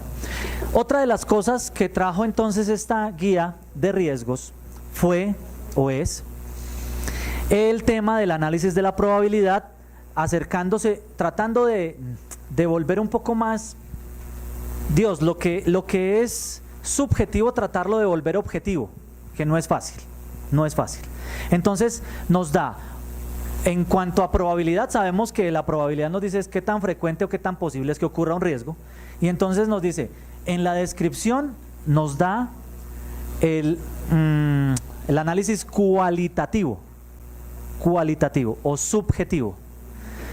Y en la frecuencia, cuando yo tengo registros, si yo tengo registros, historia, estadística, entonces yo puedo decir, bueno, esto se me ha presentado al menos una vez en los últimos 2 años, ¿sí? Entonces ya dejo de ser tan subjetivo y puedo ser un poco más objetivo. Entonces ya no hago las cosas por melatismo, ¿no? ¿Me late qué?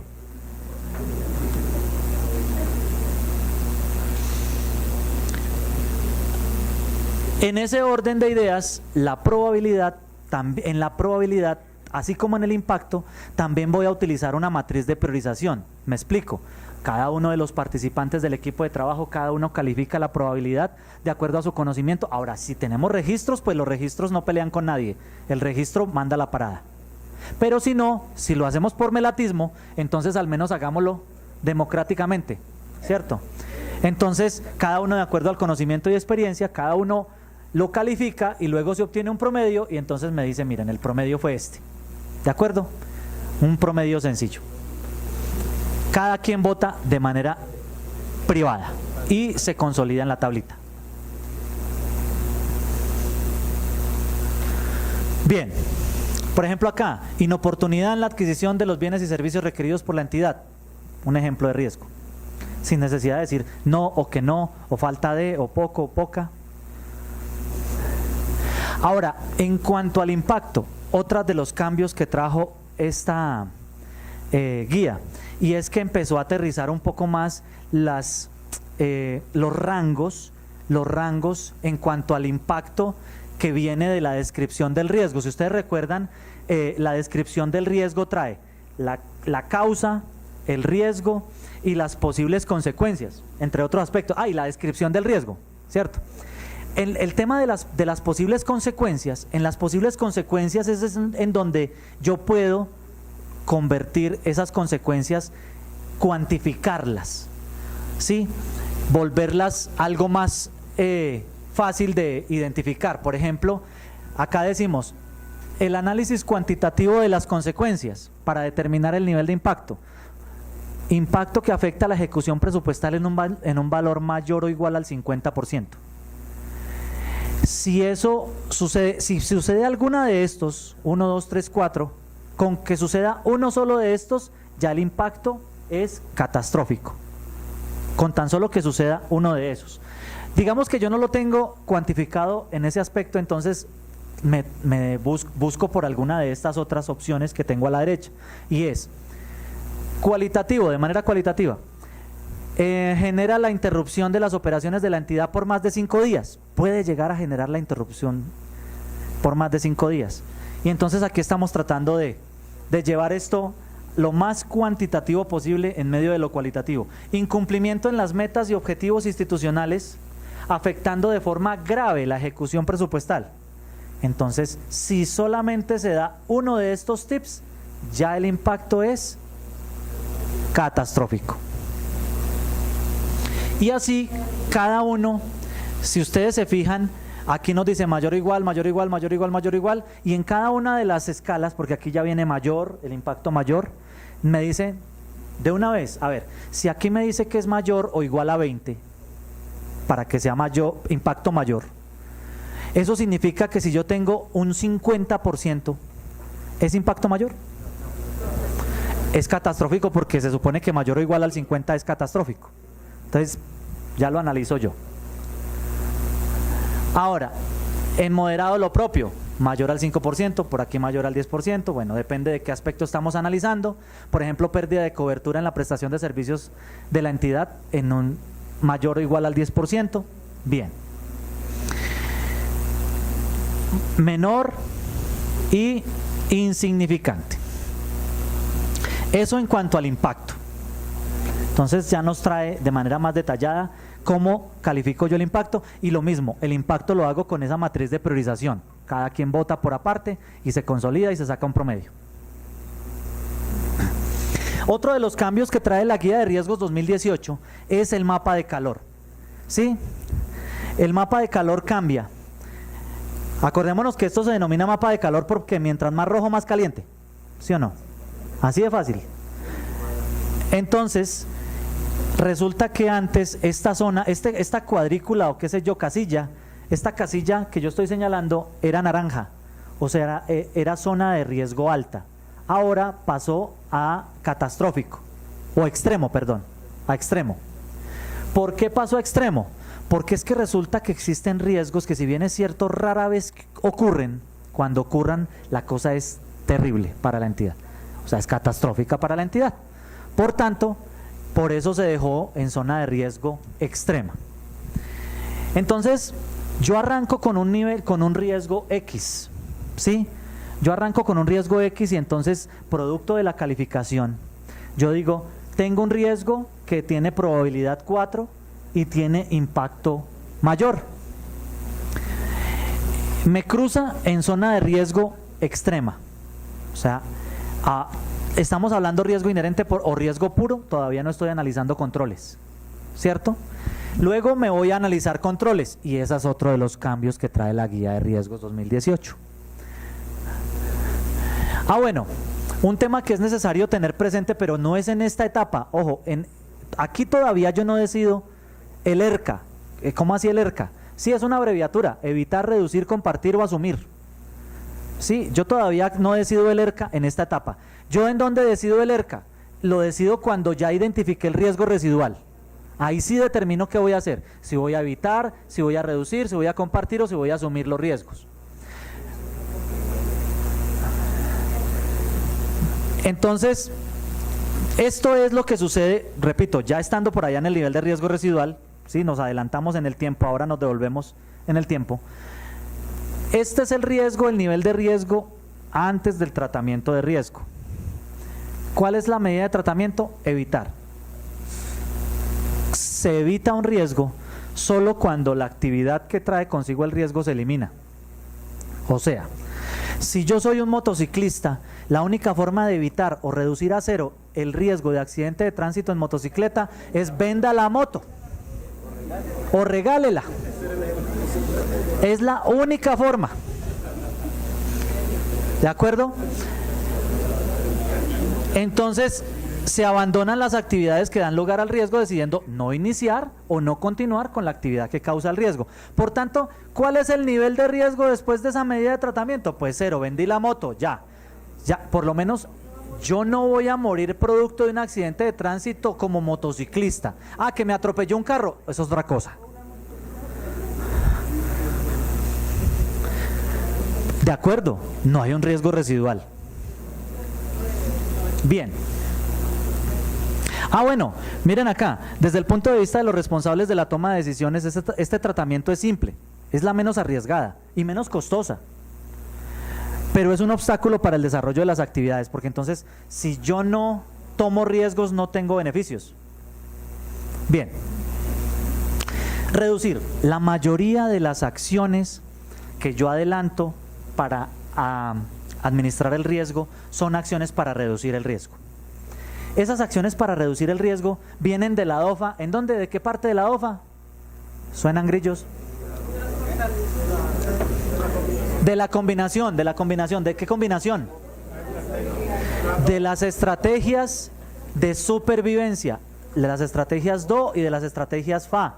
La mayoría de esas son estrategias para reducir el riesgo.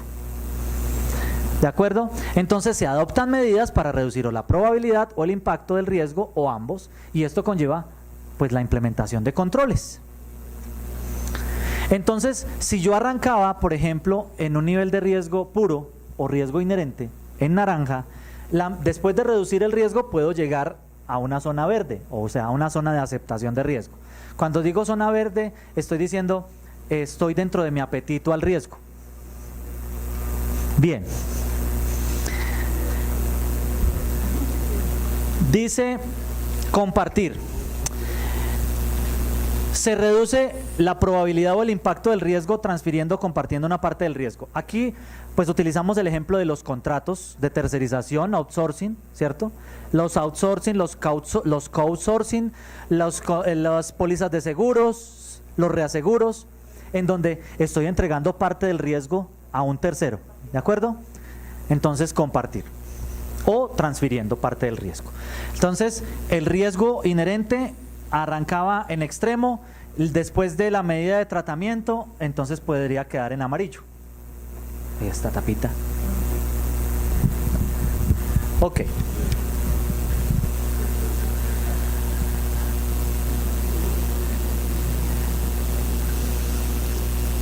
Sigamos.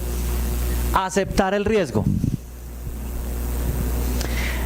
Recordemos que estas decisiones yo las tomo después del riesgo residual, ¿no? Después del riesgo residual. Entonces, yo tengo una medida de tratamiento. ¿Cuál es? Pues no adoptar ninguna medida. Eso es una medida. O sea, ¿está dentro de mi apetito al riesgo? Ah, bueno, no voy a hacer nada. ¿Por qué? Miren, si para mí como entidad, es más costoso la implementación de una acción preventiva que el costo del riesgo materializado, pues nada, lo asumo. ¿De acuerdo? Bien. Entonces, riesgo antes de medidas de tratamiento y pues el riesgo después de medidas de tratamiento, el mismo.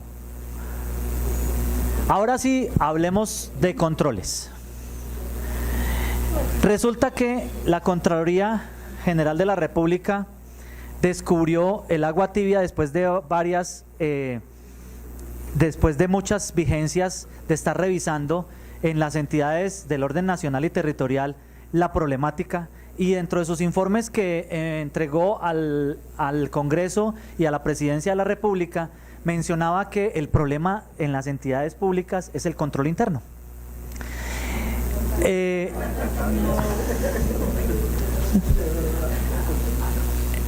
¿Qué pasaba con el control interno?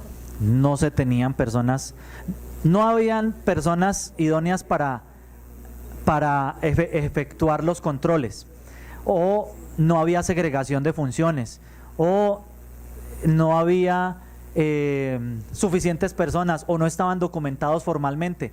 Una cantidad de cosas que hacían falta a los controles. Entonces, ¿qué se exigió y se solicitó desde el Consejo Asesor del Gobierno Nacional en materia de control interno? Que los controles internos en Colombia se fortalecieran. ¿Cómo? Pues una de las respuestas está en la Guía de Administración de Riesgo 2018, en donde se exigen 6 características en el diseño de los controles. Cuando yo hablo de diseño, hago esta claridad porque es que a veces surge la pregunta: ¿diseño significa documentar el control? Sí. Significa que debe estar documentado formalmente.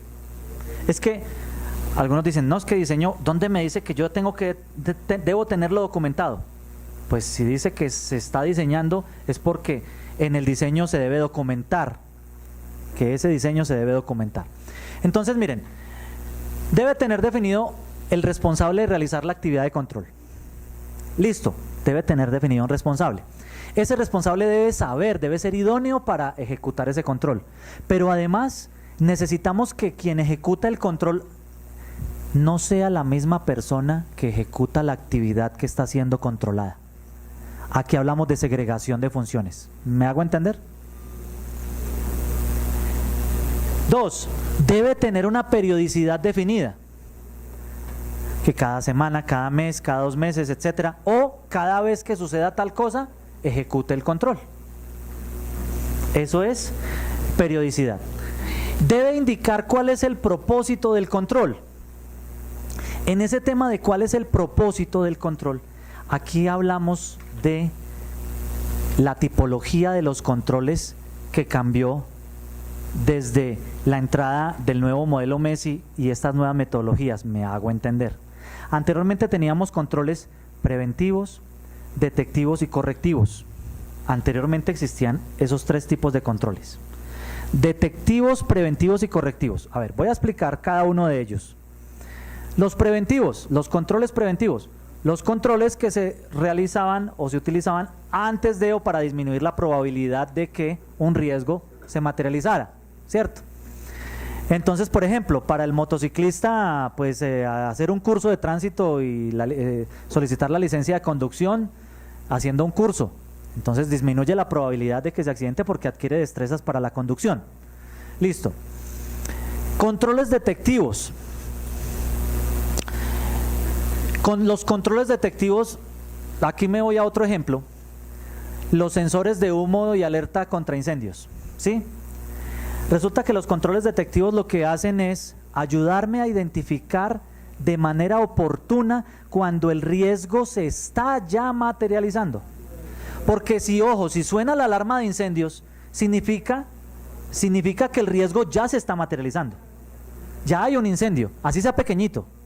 Entonces, nada, yo lo que hago es identificarlo oportunamente y estamos disminuyendo el impacto porque se detectó oportunamente. Entonces no va a haber tantas pérdidas de vidas, tanta morbilidad, o sea, tantos lesionados, etcétera, etcétera. Eso es el control detectivo, me ayuda a detectar. Ahora, ¿qué pasó con el conocido antes como control correctivo? Que es el control después de. Resulta que ya se materializó el riesgo. Y entonces no es lo mismo que corrección, no es lo mismo que corrección, es lo mismo que acción correctiva. O sea, analizo las causas, ¿cierto? Analizo las causas para disminuir la probabilidad que a futuro vuelva a ocurrir este riesgo. ¿Estamos o no? Entonces, ¿qué pasa? Pues yo eso lo tengo dentro de la planeación reactiva. ¿Cómo así? A ver, bájamela más despacio. ¿De qué está hablando? Planeación reactiva. Es que existen 3 tipos de planeación conocidas: la planeación prospectiva, la planeación preventiva y la planeación reactiva. ¿Cómo así? La planeación prospectiva, la planeación estratégica. Prospectiva o proyectiva, la planeación estratégica, que todos tenemos y que deberíamos tener o invertir mayor cantidad de tiempo y recursos para asegurarnos que esa planeación prospectiva salga bien, para que después no tengamos que dedicar tantos recursos a la planeación reactiva cuando todo sale mal. Porque es que la planeación reactiva es los planes de mejoramiento, después de que se me materializan los riesgos o me identifican hallazgos. Entonces, y la planeación preventiva, pues es los planes de manejo de riesgos, ¿sí? Que entre otras cosas, una de las invitaciones o sugerencias es que la planeación preventiva tenga el mismo horizonte de tiempo que la planeación prospectiva. ¿Cómo así? O sea, que yo puedo llegar a tener un plan de manejo de riesgos que acompañe mi planeación estratégica en el mismo horizonte de tiempo de la planeación estratégica. ¿De acuerdo? Asimismo también se pide, oiga, que sería bueno que, asimismo como tengo un horizonte de tiempo en la planeación estratégica, yo también tenga un plan de auditorías en ese mismo horizonte de tiempo, o sea, un plan plurianual de auditorías, que pueda acompañar durante todo ese tiempo, darle la vuelta al universo de auditoría. Bien, entonces Por eso es que ahora decimos, no, el control correctivo forma parte de las acciones correctivas. Queda por allá en la planeación reactiva. Acá yo necesito es la planeación preventiva. ¿De acuerdo? Entonces, indicar el propósito del control. Si el control es detectivo, ¿disminuye la probabilidad o el impacto? Descongelados. El impacto. El impacto. Señora. La pregunta. Ahí está el microbio. Gracias. Sí. Pero parece que no funciona. Aló. Ahora sí. Si yo tengo un control que es asegurar los bienes, Ok. ¿yo lo tengo como preventivo o lo tendría como correctivo? Chévere. ¿Y en qué momento es del uno, en qué momento es del...? Porque se puede considerar de las dos. O sea, estamos hablando de una póliza de seguros. Sí. Listo. Ok, ahí estamos hablando de compartir el riesgo, ¿cierto? Sí. El hecho de adquirir la póliza o asegurar los bienes como acción preventiva, de acuerdo, es una acción de control que no me disminuye la probabilidad, me disminuye el impacto. Sí. ¿De acuerdo todos? Sí. Me disminuye Sí. el impacto. Ahora, reacciona tan pronto se materializa el riesgo.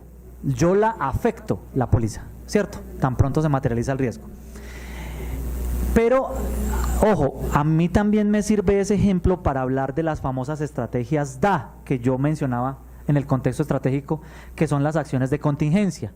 Y es, ¿qué hacer en el momento? O sea, las estrategias DA o estrategias de fuga o acciones de contingencia son las acciones que yo debo tener planeadas para cuando el riesgo se me materialice. ¿Cómo voy a restablecer la normalidad una vez que el riesgo se me materialice? De tal suerte que los impactos sean menores, ¿cierto? Y, repito, se restablezca la normalidad rápidamente.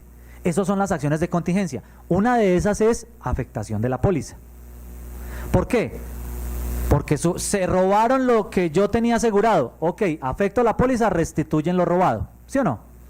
Entonces es una acción de contingencia. ¿Me hago entender el punto?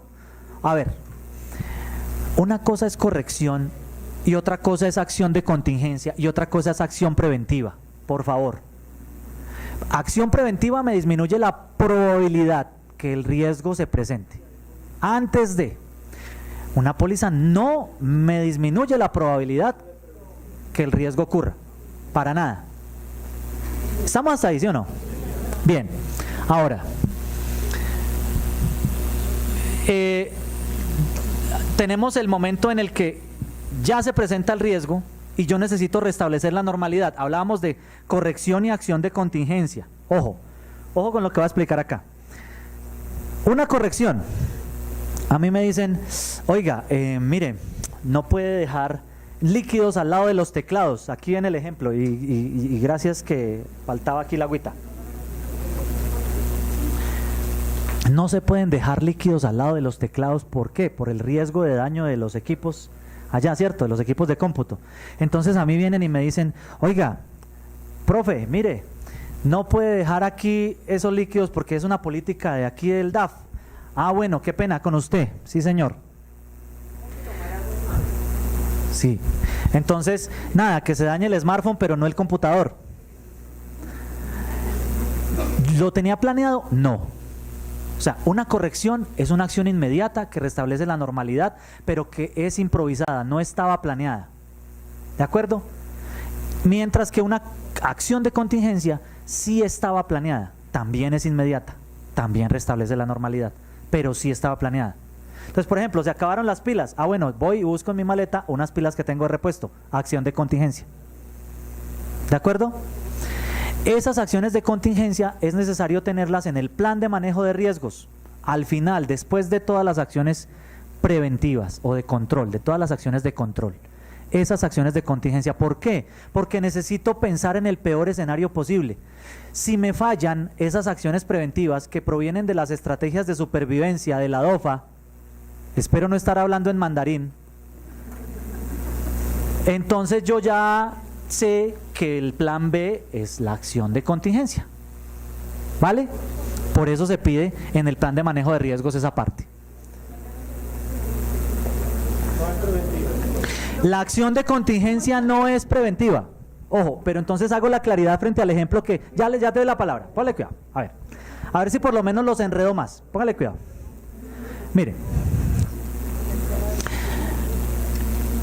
Adquirir la póliza es una acción de control preventiva, sí. Sí. ¿Que me va a afectar es el impacto, no la probabilidad. Listo. La gestión, digo yo, de adquirirla es una acción, por supuesto. Pero cuando yo afecto la póliza, una vez que se materializa el riesgo, es una acción de contingencia. ¿De acuerdo el punto? Ok, bien. Bien. Ahora, entonces aquí hablábamos de cuál es el propósito del control. ¿Sí? El propósito del control. Si es preventivo o detectivo. Debe establecer cómo se realiza el control. Ya vamos a mirar un ejemplo. Debe tener unos verbos que verificar, que revisar, que evaluar, que ahí vamos a mirar unos verbos puntuales para el tema. Y debe indicar desde el diseño, ojo, desde el diseño debe indicar qué pasa con las observaciones o desviaciones resultantes de ejecutar el control. O sea, ya debo decir qué debe pasar si el deber ser, o más bien, si el ser es diferente al deber ser. O sea, si la realidad es diferente a el criterio. Sí. ¿Qué debe pasar? Y cuál es la evidencia que debe quedar producto de la ejecución del control. ¿A qué nos conlleva estas exigencias en el diseño del control? Por favor, ¿a qué nos conlleva a nosotros estas exigencias? Tarde que temprano nos va a llevar a que en las entidades públicas empecemos a modificar los procesos y procedimientos. Tarde que temprano. ¿Por qué? Porque necesitamos formalizar los controles y que reúnan estas características en cuanto a su documentación, a su diseño. Eso van a ser de las mejoras a producto de la aplicación de esta metodología. Entonces las preguntas que se deben responder para revisar el diseño de un control o de los controles son estas preguntas. Primero, ¿existe el responsable asignado de la ejecución del control? Listo. ¿Asignado o no asignado? Punto. 2. ¿El responsable tiene la autoridad y la adecuada segregación de funciones en la ejecución del control? ¿Adecuado o inadecuado? Punto. O sea, tiene dos respuestas. Luego, la periodicidad. La oportunidad en que se ejecuta el control ayuda a prevenir la mitigación del riesgo o a detectar la materialización del riesgo de manera oportuna. Fíjense que aquí ya nos están diciendo prevenir la mitigación del riesgo o a detectar la materialización del mismo. Aquí está mal escrito. Aquí es prevenir la materialización. Aquí está mal. Es prevenir la materialización del riesgo. Ok. O sea, ¿es preventivo o es detectivo? Punto. ¿Sí? Entonces por eso dice, prevenir o detectar, o definitivamente no es un control. ¿Cómo se realiza la actividad de control? La fuente de información que se utiliza en el desarrollo del control es información confiable que permite mitigar el riesgo. Entonces, ¿de dónde proviene? ¿Cuáles son las fuentes de información que yo obtengo para evidenciar que efectivamente cómo se ejecuta ese riesgo allá en el trabajo de campo, en el día a día? ¿Es confiable o no es confiable esa fuente de información? ¿Qué pasa con las observaciones o desviaciones? Las observaciones, desviaciones o diferencias identificadas como resultado de la ejecución del control son investigadas y resueltas de manera oportuna. Esto cuando yo ya tengo historial, pero si hasta ahora lo estoy definiendo, tengo que documentar qué debe pasar con las desviaciones.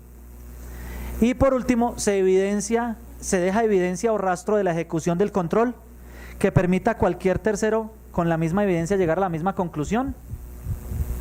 Ok, sí, por eso estamos diciendo, miren, con la ejecución del control se debe basar en soportes, o sea, se basa en evidencia.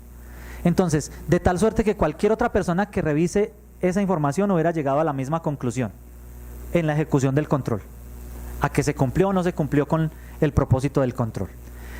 Después de tener esto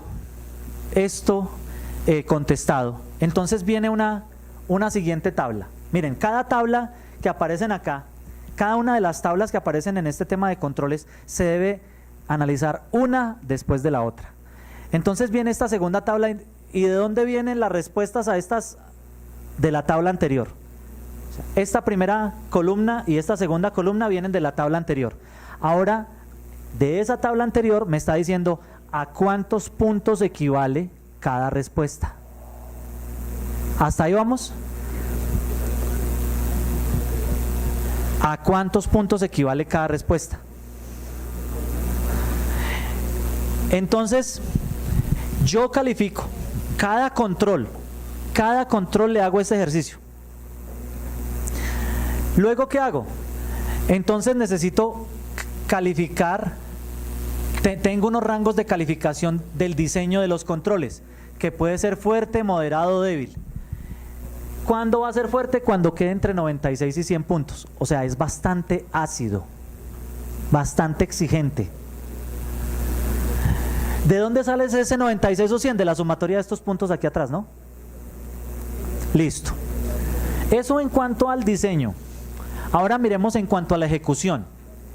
Miren que en cuanto a la ejecución nos está preguntando, o más bien nos está diciendo, a ver, ¿cuándo un control es fuerte en su ejecución? Cuando se ejecuta de manera consistente por parte del responsable. De manera consistente significa siempre por parte del responsable ejecutar el control. Y moderado, el control se ejecuta algunas veces. Entonces es moderado. Y débil, no se ejecuta. Y aquí hay un dilema, y es porque yo puedo tener un control muy bien diseñado, pero si no lo ejecuto, pues ¿de qué me sirve? Ahora, tengo un control mal diseñado, pero siempre lo ejecuto. ¿De qué me sirve? Tengo que tener las dos. Por eso es que acá empezamos a exigir. Entonces miren la tabla que sigue.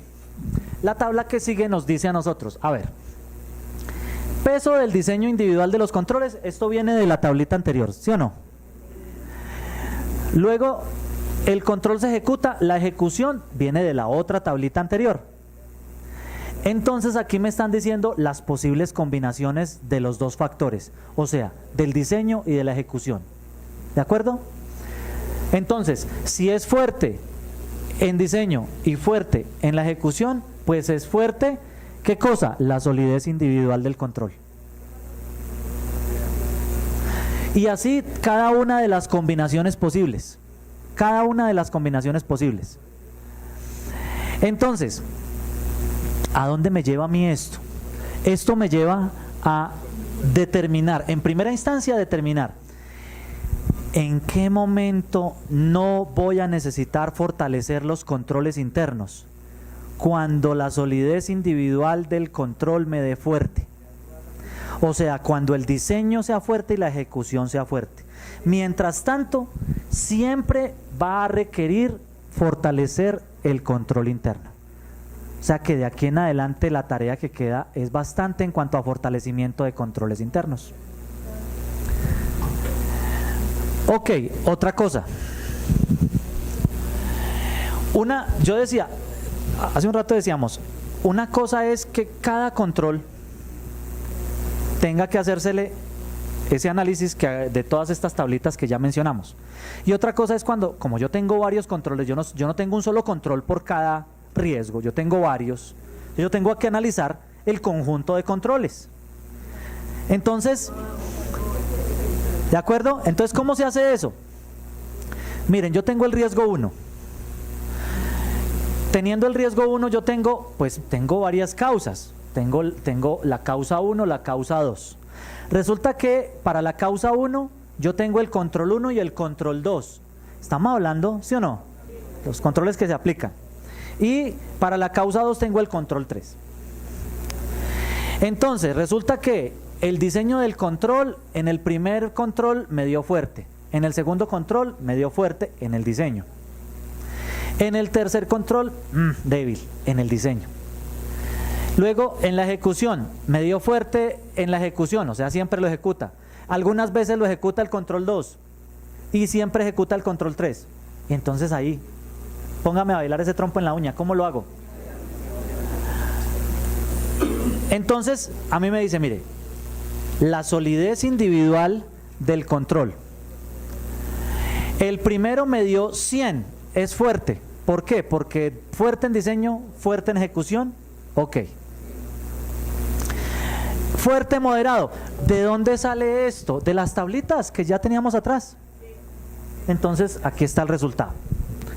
Y ahí me dice a cuántos puntos equivale. Miren, a cuántos puntos equivale. Y luego, si es débil, pues 0. Solidez del conjunto. ¿Cómo evaluamos la solidez del conjunto? A través de esta tabla. De esta tabla. Entonces, el conjunto de controles, la solidez del conjunto de controles será fuerte cuando el promedio de la solidez individual de los controles al sumarlos y ponderarlos sea igual a 100. O sea, difícil. ¿De acuerdo? Necesito que todos sean fuertes para que la solidez del conjunto sea fuerte. O sea, el conjunto, la solidez del conjunto de controles sea fuerte. Mientras tanto, la mayoría de veces me va a dar moderado. ¿Por qué? Porque el promedio de la solidez individual de cada control, al sumarlos y ponderarlos, da entre 50 y 99. ¿De acuerdo? Y acá es menor a 50, débil. Entonces eso, de esta tabla, ahora sí pasamos a la tabla de cuántas casillas debe disminuir en probabilidad o en impacto, ¿sí? Para determinar el nivel de riesgo residual. Mírenlo acá. Y entonces me dice, a ver, ya sabemos de dónde proviene esto, de la tabla anterior. Listo. Ahora aquí necesitamos identificar una cosa que trae esta tabla, y es cuando un control afecta directamente la probabilidad y indirectamente el impacto. Ok, en la guía de riesgos aparece explicado un ejemplo en donde nos dice, miren, cuando puede suceder, miren esta segunda línea, por favor, acá en las pantallas, la segunda fila. Resulta que puede suceder que un control sea fuerte en cuanto al diseño. Fuerte en cuanto al diseño y ejecución me refiero, o sea, fuerte en su solidez, ¿de acuerdo? Y resulta que esos controles estaban encaminados a disminuir la probabilidad, o sea, todos eran controles preventivos, ¿sí? Controles preventivos.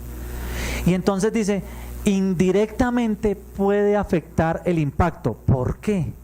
Pues analicemos. Digamos que yo tengo unos controles, a ver, listo, digamos que el riesgo es un desbalance entre a ver, voy a hablar un poquito de parte contable, yo sé que no todos aquí son contables, la diferencia o desbalance entre los bancos, el saldo en bancos y el saldo en libro de bancos en mi contabilidad, o sea, el control, la famosa conciliación bancaria, ¿cierto? Ok, resulta que yo tengo controles. Conciliación bancaria, se ejecuta siempre, está bien diseñada, se supervisa toda la cosa y siempre se ejecutan conciliaciones, siempre se está circularizando a los bancos para que los bancos soporten los saldos en banco. Bueno, los controles son fuertes. Los controles que tengo son controles preventivos, están bien diseñados, siempre se ejecutan. Entonces, ¿qué va a pasar? Que cuando se presente diferencia entre bancos y mi saldo en libros, la diferencia va a ser menor, porque yo estoy a través de controles preventivos mitigando siempre esa situación, de tal suerte que el impacto va a ser menor. Entonces aquí lo que estamos diciendo es que cuando yo tengo unos controles preventivos fuertes, yo de manera indirecta estoy generando que el impacto sea menor. Entonces por eso existe esta probabilidad, en donde yo tengo controles que son 100% preventivos, pero que indirectamente me disminuyen una casilla en el impacto. Eso me llevaría en el mapa de calor a suceder ¿qué cosa? Miren, por ejemplo, aquí está el mapa de calor. Yo arranqué acá. Yo arranqué en una zona de riesgo extrema. Luego, entonces, para este ejemplo no me sirve porque me está disminuyendo una casilla en un lado y una casilla en el otro. Significa que para este ejemplo me devuelvo acá. Estamos aplicando esta línea, mírenla. ¿De acuerdo? Ok, disminuye una casilla en impacto, una en probabilidad. Pero digamos que para el ejemplo que estoy haciendo es el de la segunda línea. Entonces acá, o el de la segunda fila, yo arranco en nivel de riesgo extremo. Los controles son fuertes, la solidez del conjunto de controles es fuerte. Y todos eran preventivos. Disminuyo 2 casillas en probabilidad y una casilla en impacto. Por lo que decía la tabla anterior. ¿De acuerdo? Pero eso es de análisis del equipo de trabajo. ¿De acuerdo? Para determinar esta situación. Ahora, miren una cosa que es necesario analizar en el tema de la gestión de riesgos, de acuerdo con la metodología. Si yo estoy en donde tengo, miren que después del riesgo residual, el nivel de riesgo residual me da riesgo moderado. Tenemos las convenciones, bueno, sabemos que es riesgo moderado. Acordémonos que después del riesgo residual es cuando yo aplico el ERCA y determino las acciones o el fortalecimiento de los controles en adelante.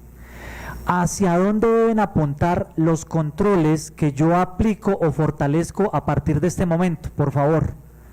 ¿Hacia dónde deben apuntar? Me explico. Si yo sigo generando controles preventivos, voy a disminuir acá en la probabilidad y va a quedar en el mismo nivel. Por tanto, yo debería empezar a aplicar detectivos. ¿Me estoy haciendo entender? ¿Para qué? Para que me empiece a disminuir el impacto y entonces realmente cumplir con el objetivo de la gestión del riesgo, que es llevar los riesgos a niveles aceptables. ¿De acuerdo? A eso debo llegar. Entonces, por ejemplo, si hubiera disminuido 2 nomás, bueno, entonces aquí sí ya, de nada me sirve seguir aplicando controles preventivos, necesito empezar a ejecutar controles que me disminuyan el impacto. ¿De acuerdo? Eso es uno de los análisis que se deben realizar cuando yo identifico los riesgos residuales. Otro de los aspectos, recordemos que trae la guía de riesgos, es uno, que el mismo formato me sirve para los riesgos de corrupción y para los riesgos de seguridad digital. Con la diferencia, cuando tenemos ese formato, por favor, cuando miramos el formato de plan de manejo de riesgos, aparece una casilla que se llama amenazas y vulnerabilidades. ¿Sí? Eso es para riesgos de seguridad digital, ¿no? En donde, pues nada, cuando yo hablo de amenazas, simplemente, y estoy en un riesgo de gestión, no en un riesgo de seguridad digital, pues yo coloco ahí, no aplica, se acabó. Y la vulnerabilidad es el equivalente a la causa. La vulnerabilidad es el equivalente a la causa, para que lo sepamos. Eso igual va a estar ahí en el formato de plan de tratamiento de riesgo con las dos posibilidades, o vulnerabilidad o causa, para que lo manejemos allá. Entonces, a eso nos debe llevar el riesgo antes de controles. Se identifican los riesgos inherentes o subyacentes que pueden afectar el cumplimiento de los objetivos estratégicos o de proceso. Identifico las causas, identifico los controles, hallo el riesgo residual. Este es el riesgo después de controles, pero ahí no para la administración del riesgo, porque cuando yo identifico el riesgo residual es en donde realmente comienza la gestión del riesgo. Porque la gestión del riesgo es, a partir del riesgo residual, ¿cómo lo sigo reduciendo? ¿De acuerdo? Ok, entonces vamos a hacer un ejercicio rápidamente ahí en donde estamos. Y el ejercicio, sí, Les vamos a entregar un ejemplo de unos controles. Y por mesas de trabajo ustedes van a realizar el ejercicio. ¿Lo repartimos? Por favor. ¿Qué es lo que hacemos acá? Miren, así por mesas de trabajo como están, y los que están en sillas individuales pueden reunirse con los compañeros de al lado, de a 4 personas, y vamos a calificar controles a través de esta nueva metodología para identificar el nivel de riesgo residual. Entonces, miren lo que nos dice acá para que a quienes les están entregando el taller.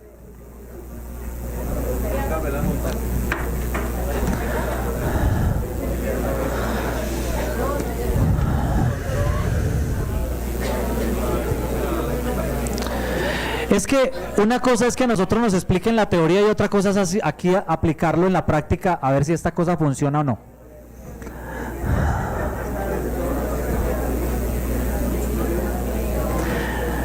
Entonces miren, en los talleres que les acaban de entregar, por favor, prestemos atención un momento.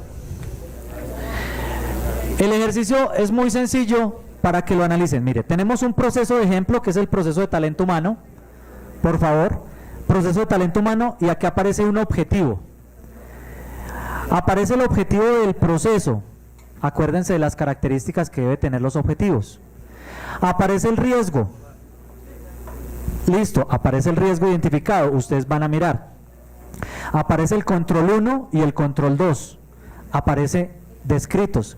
Ya sabemos cuáles son las características que deben cumplir los controles. Yo me devuelvo ahorita, no sé si aquí aparezcan las tablas. Ah, bueno, entonces aquí en los anexos aparece la copialina. Aparece cuáles son las tablas que se deben aplicar para valorar los controles, y el ejercicio que tiene que hacer es, vamos a determinar primero que el diseño y la ejecución de los controles, ¿no? Vamos a evaluar, a calificar el diseño y la ejecución de los controles, ¿de acuerdo? Para ver si podemos o no podemos, o si entendimos o si no entendimos cómo funciona la calificación de cada uno de los controles con base en las tablas que están anexas al ejercicio. Y el tipo de riesgo el tipo de control, si el control es detectivo o es preventivo. El tiempo es de ustedes. ¿Este es de ustedes?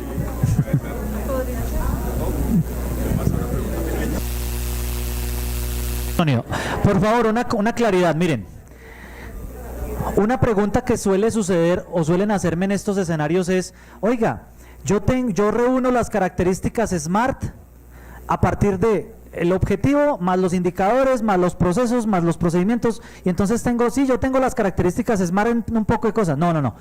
Las características SMART deben estar en la redacción del objetivo. En la redacción del objetivo. Entonces lo que explicábamos era, los objetivos de proceso sí deben tener las 5 características SMART en la redacción.